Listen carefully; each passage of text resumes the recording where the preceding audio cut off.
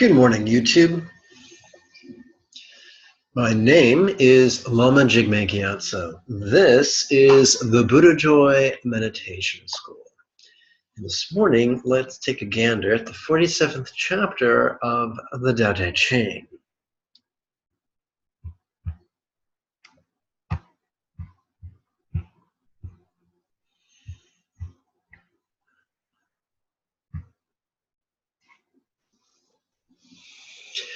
Tao Te Ching chapter 47. Without opening your door, you can open your heart to the world. Without looking out your window, you can see the essence of the Tao. The more you know, the less you understand.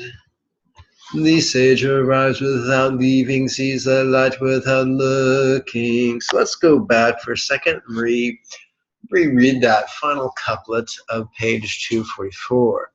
The more you know, the less you understand. During class, whether in person or over live webinar, I often entertain questions. And so often a student will begin a question by telling me what they think they know. I have a question about this. No, I know this, and I know this, and I know this. My question is that. That's what we like to call preconceptions.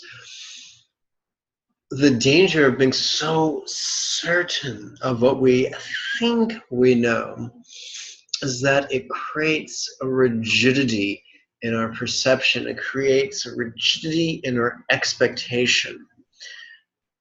Genius requires flexibility and fluidity. Anyone who's worked in the hard sciences knows that there are always new discoveries and new theories and new debates upon new theories and new theories upon new discoveries and so forth and so on. That's the beauty of peer review. Peer review only works if people are non-sentimental about the previous findings, non-sentimental about current findings, and are just led by the evidence generated by the science. That doesn't work if you're blinded by certitude or comfort or habit of perception. Therefore, the price of true greatness is intellectual integrity. The price of intellectual integrity is flexibility and vulnerable and being utterly bereft of certitude. So whereas it may be an error to say, I know this and this and this, it may be more correct to say, I have heard thus and such and thus and such, or in the past it seemed that this was the case and this was the case. However, I have a question about this, fill in the blank, and now I choose to be open to the next step in my journey.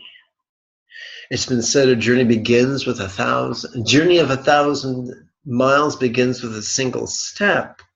But so many times people stop after the 5th step and say, no, I've reached the height of my comfort zone. I'm going no further. Well, you've cut yourself off from the remainder of your journey. Nobody wants that. Let's continue.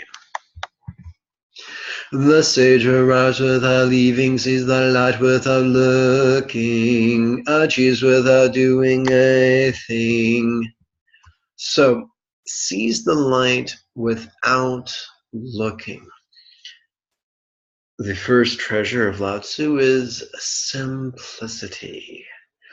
If one extreme is contrivance and the other extreme is chaos, the center point would be the overlap of centered spontaneity. Spontaneous perception is completely different from a contrived seeking. A contrived seeking will not give us wisdom. It may give us data, but not wisdom. Wisdom comes in place of spontaneously noticing.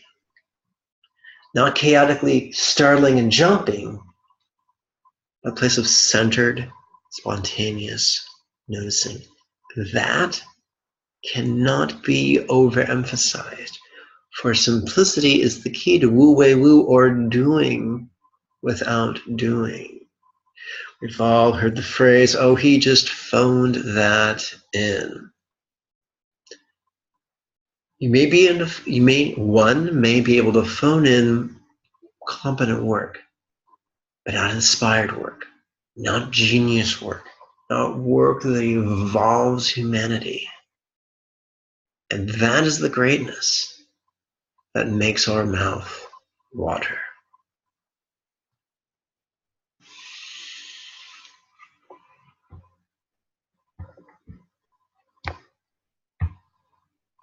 My friends, I thank you for your time and your kind attention, and as always, you're welcome to register for the next series of weekly live webinars. Be sure to check out the link in the information below. Bye-bye now.